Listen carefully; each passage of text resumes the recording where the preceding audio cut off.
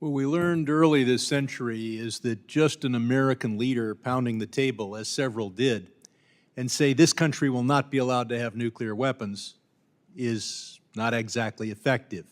That's why I was here saw several presidents make that declaration with regard to North Korea, and now North Korea has scores of nuclear weapons. I'm going to ask our witnesses to give us an answer in writing about North Korea, because 20 years ago, North Korea provided not nuclear weapons to Syria, but the technology to build them. The reason for that is North Korea didn't have a surplus of nuclear weapons at the time, didn't want to give up their nuclear weapons, but they're happy to have Syria have nuclear weapons and to make some money off of it. So I'd like each of our witnesses, for the record, to detail ideas on what we do to prevent Iran from buying a nuclear weapon from North Korea, which today does not have a surplus of money and does have a surplus of nuclear weapons. And in particular, I'd like you to address what steps we could take to force China to agree, at least privately, that no plane would be allowed to go directly from North Korea to Iran without stopping for inspection.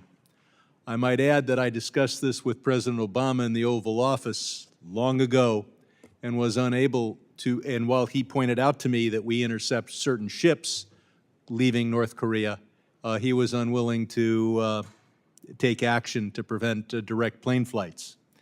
At least he didn't think it was a good idea at the time. The Masa Act, named after Masa Amini, who was brutally murdered by the Iranian regime, directed the administration to make targeted sanctions determinations on senior officials in the Iranian regime. Ms. Stroll, what can the administration do to better utilize those authorities and go after particular individuals responsible for human rights deprivations in Iran? Well, thank you for that question, Congressman. The administration should certainly make use of the authorities granted to it by Congress in the Masa Act and continue to shine a light and impose. Any particular individuals you'd want to name today? I don't have particular individuals. I don't know. Add them for the record, and I'll ask our other witnesses to do that. But I'll point out, our other witnesses have pointed out that you can't bomb knowledge away, that even an agreement with Iran is valid only so long as they adhere to it.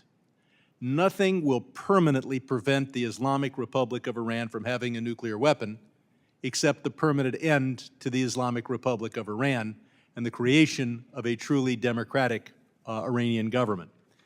I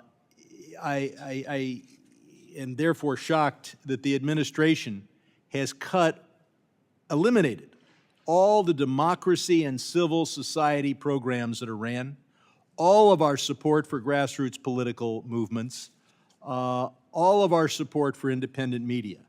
Now, I know that USAID spent a few tens of thousands of dollars doing stupid things that don't reflect American values and certainly don't reflect our strategic needs.